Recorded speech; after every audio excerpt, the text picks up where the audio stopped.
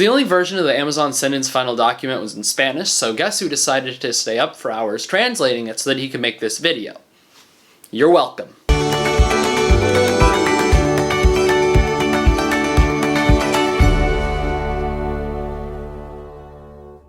Hey guys, welcome to Rise of Jerusalem, the Random Catholic Show where I talk about random Catholic stuff that's going on, and we're going to go over the Synod so that you don't have to read it. The final document for the Synod is kind of interesting. There's a lot of elements to it, including migration, global warming, climate change, the opinions of how the youth are being seen in the Amazon, all that kind of stuff. Since I'm guessing you're American, we're going to talk about the facts that apply to America and other countries. Specifically, women, what's up with them? Are they allowed to be priests or deacons now? And are priests and deacons allowed to be married now? Those are the two big questions people are saying. This is what the Synod is going to change. What's actually happened? Fair warning, this is going to have a lot of citations and quotes in it because this is a very interesting document and I want to set the exact sources. But if you don't really want to watch this full video, here's all you need to know. The new Kanye album mentions Jesus more than this document. First, we need to talk about this weird thing called Synodality. You've probably heard this concept because it's been Pope Francis's buzzword throughout his entire papacy. If JP2 had the youth and love, then Francis has synodality. So what is exactly a spirit of synodality? Well, the document actually defines it as a following of the path of the Lord or a specific living and acting. That's interesting, okay, that's fine. But it also says, in order to be truly synodal is to advance in harmony under the impulses of the life-giving spirit, and the church today needs a conversion to the synodal experience. Basically, it's saying the Holy Spirit is going to guide all of your movements and everything is going to be reflective from Him.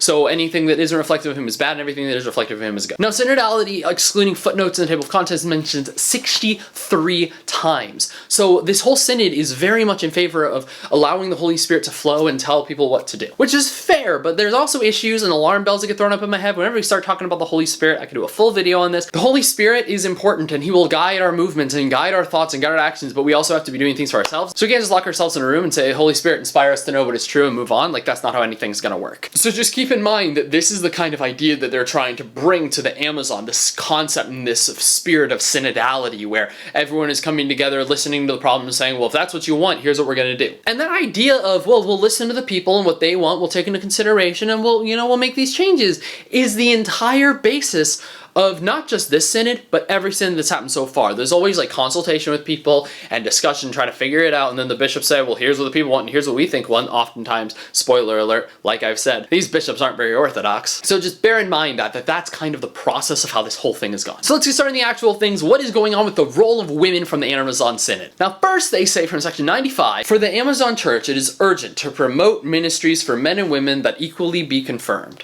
Okay, cool concept, but why? Shockingly, they actually answer this question. In the indigenous and Western world, the woman is the one who works in multiple facets, is in the instruction of the children, in the transmission of faith and the gospel. They are a witness and responsible presence of human promotion, so it is requested that the women's voice be heard, that they may be consulted and participate in decision-making, and thus can contribute with their sensitivity to ecclesial synodality. Now, this can throw up a lot of alarm bells thinking, okay, well, are women now going to become priests and deacons? And in this concept of the raising of ecclesial synodality, are women now going to basically be in charge as well? Because if you're saying equal ministry, that means equal level of ministry? Well, not necessarily. There are a few instances where the specifics of where women are meant to be are mentioned. In section 101, it talks about her participation in the pastoral councils of parishes and dioceses, or even in instances of government. In section 102, it mentions how they need to be trained up in areas of biblical theology, systematic theology, canon law, their presence in organizations, and leadership within and outside the ecclesial environment. And then get ready, here's the big one. We asked to review the motu proprio of Paul VI,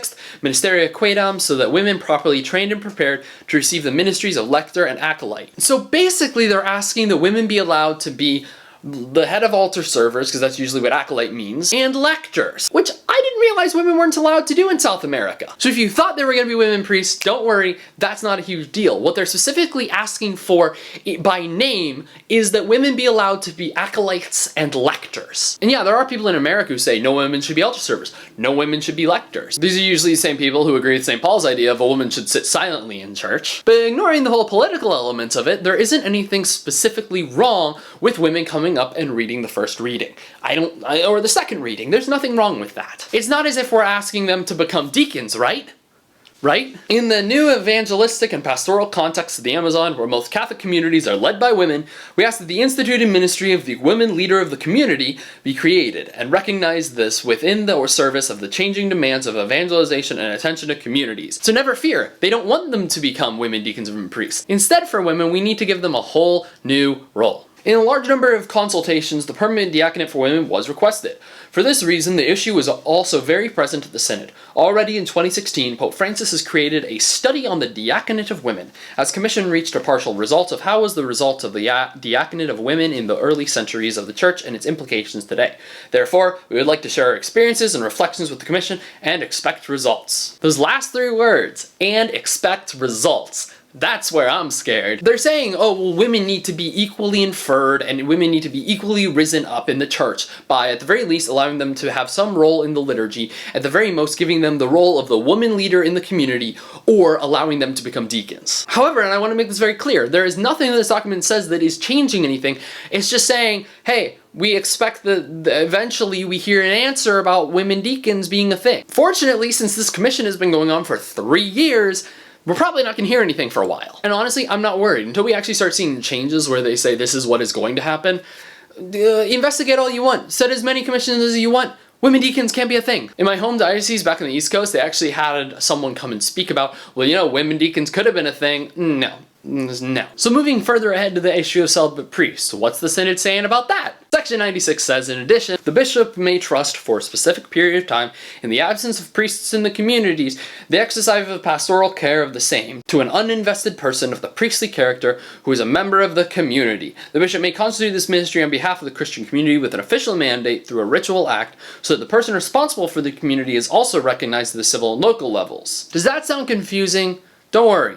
It is. It's explained, however, by a few paragraphs down where it says, we appreciate celibacy as a gift from God, to the extent that this gift allows the missionary disciple ordained to the presbyterate to devote himself fully to the service of the holy people of God. Considering that legitimate diversity does not harm the communion and unity of the Church, but rather manifests and serves it, which testifies to the plurality of existing rites and disciplines, we propose establishing criteria and provisions on the part of competent authority within the framework of Lumen Gentium 26 to ordain priests as suitable and recognized men of the community who have a fruitful permanent diaconate and receive adequate training for the presbyterate, being able to have a legally constituted and stable family to sustain the life of the Christian community through the preaching of the word and the celebration of the sacraments in the most remote areas of the Amazon region. In this regard, some spoke for a universal approach to the issue. Does that explain it? So there are problems in the Amazon where people can't receive the sacraments weekly, and if they're able to receive them a year, it's a miracle. So they're asking the Holy Father to allow bishops at their discretion to raise deacons to the level of permanent priests for a short time, such that they are able to actually have a larger missionary spread in the Amazon so that people can receive communion more. Now, the justification for this is the 26th part of Lumen Gentium, which is going to pop up right here. Pause it and read it if you want. It basically says the exact same thing. The celebration of the Eucharist is regulated by the bishop, so the bishop can decide who is able to do the Eucharist, and so technically bishops could be allowed to say that deacons are now priests who are able to do the Eucharist. Of course, they also want bigger teaching for these men who are becoming actual, mini priests. Also training for their wives and their children. Basically, they're becoming a Presbyterian pastor. Does anyone else see the problem with this? We're giving the bishop free rein to, at his own discretion, say, you know what, deacon, you're cool, you're a priest now, we're going to put you through some training. If this happened, this would open up a huge range of things that could happen, where the bishop could decide, you know what, fine, everyone who's divorced is, whoops, I hit my fan. Everyone who's divorced, you know what? You can receive communion, you're fully with the church, don't worry about it. You've had 17 wives, cool, man, just say a confession, you'll be good to go. You don't even need to change your life or anything, you're fine. Now, I'm not accusing bishops of doing this. However, since some bishops are very not in line with orthodoxy, I think we can assume that that kind of thing could happen. Or they could say, you know what, you're an abortion doctor? Nah, come to the church. You don't even need to stop committing abortions. Now, I'm not saying that will happen, and I'm not saying that that will be a direct result, but that kind of opening up of allowing a bishop to make things at their own discretion could be very dangerous. And I agree, it's just in the Amazon, so that's okay, certain dioceses.